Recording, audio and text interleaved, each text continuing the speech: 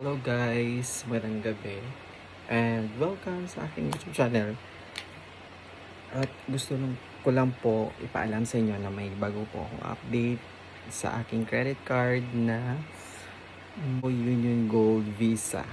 Then, yung nag-process ako ng Instant Easy Cash. Yung credit limit ko, kinonvert ko into cash. Then, yung na-avail ko lang na instant easy cash is 16,000 dahil nga may nagamit ako or may na-swipe ako sa account na ng aking credit card. Yung natira na lang is yung mga 20,000. Then yung the rest pina-installment ko. Yung tawag nila doon is easy instant cash. Yung ginawa ko naman po is tumawag lang po ako sa customer service ng Union Bank.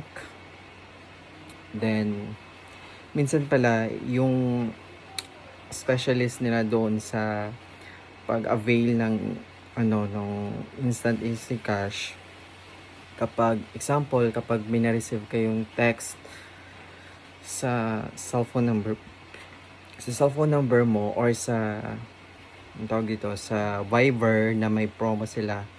Kasi yung na-avail ko is 85%. Yun. Compare sa PNB na mas mababa yung interest. Mas okay talaga yung mas okay yung pag-avail ng PNB dahil mas mababa yung kanilang interest rate compare sa Union Bank Gold Visa card ko. Kasi yung sa PNB ko doon sa aking first vlog na na pag-avail ng tawag doon, yung convert to cash, yung tawag sa kanila is 0.38% lang. Pero sa Union Bank naman kasi is mas mataas sila, 0.85%. Yung na-avail ko lang is 16,000 kasi yun lang daw ang pwede kong ma-avail. Hindi siya full. Kasi kapag full sana is 20,000 pa yung pwede ko ma-avail or 19,000 sana gusto ko ma-avail. Pero 16 lang yung ibinigay ng account specialist sa pag-avail ng aking easy instant cash. Then, 0.85% pa ang napakamahal compared dun sa PNB ko. Then, ang interest niya is 960 for 6 months kasi hindi ko gusto na na natatagal yung yung pag-installment ko sa pag avail ng kanilang promo. Kasi nag-avail ako kasi may gagamitin ako kasi wedding ko next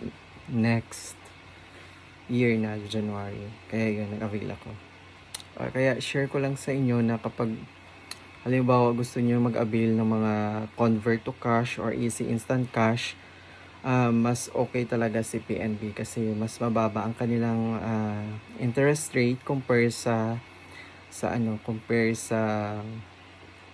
ibang credit card ko. Kasi nag-try din ako mag-ask about sa kung paano mag convert to cash yung credit limit ko sa East West ko.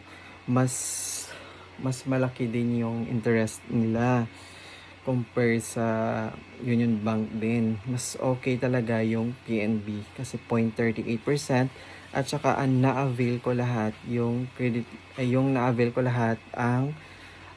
tawag dito, yung natira kong credit limit kasi yung credit limit ko doon is sa first ko na avail is 20 kaya na-avail ko 19. Pero yung credit limit ko sa Union Bank is 24,000 pero may nagamit akong mga 3,000 plus pero may mga 20,000 pa na credit limit pero yung avail ko at binigay nila sa akin is lang, so sayang pa naman sana yun na gusto ko pang mag-avail ng malaking cash pero yun lang ang binigay. Hindi ko alam bakit ganun. Tapos sinotal niya na kung magkano yung monthly ko, yun 0.85% plus ito pa, mahal ang kanilang service fee, nasa 350. Halimbawa doon sa PNB is 250 pesos lang. Nagulat ako doon kaya kung ako sana is hindi na ako mag-avail, pero kailangan ko mag-avail kasi sobrang kailangan ko talaga. Tapos yung PNB ko hindi pa siya tapos, may 3 babayaran pa kung executive months na yun na in-avail ko, dapat pa siyang bayaran. Kaya sayang, ginanap ko na lang kasi kailangan talaga sa aking wedding. Yun, kaya kung ako sa inyo, kapag mag-avail kayo, dun kayo sa PNB, Zelle, Mastercard kasi napaka baba ng interest compare sa mga Union Bank, East West. Gusto ko pa sa mag-avail din sana sa East West kasi kailangan ko din doon. Pero try ko lang next kasi wala akong pagkuhanan ng pera, pero malaking tulong talaga yung kapag may credit card ka. Tapos yun, kapag may credit card ka, pwede mo i-convert to cash or instant easy cash or ano pang tawag doon. Nag-try din ako mag-avail sa example then sa BPI. Nag-avail din ako sa BPI. Tumawag na ako noon. Yung interest rate nila is mas mahal din kasi 1%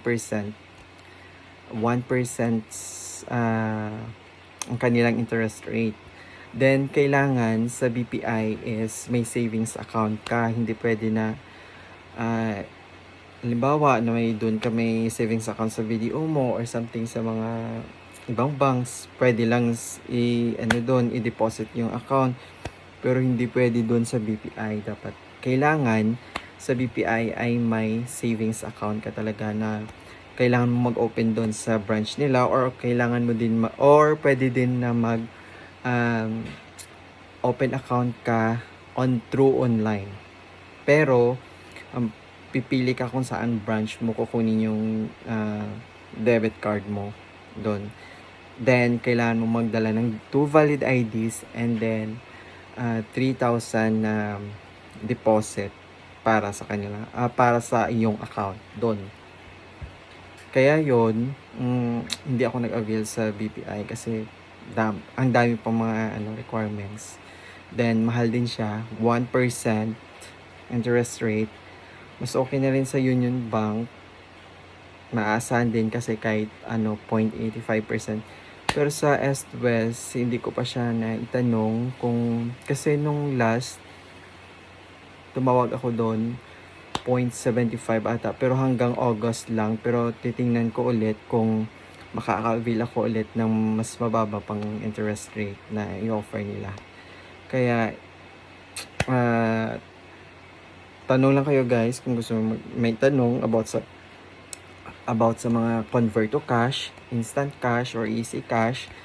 Yung credit limit nyo i-change nyo into credit card. Kaya ililink ko na lang sa aking vlog kung pumasok na, ito po yun.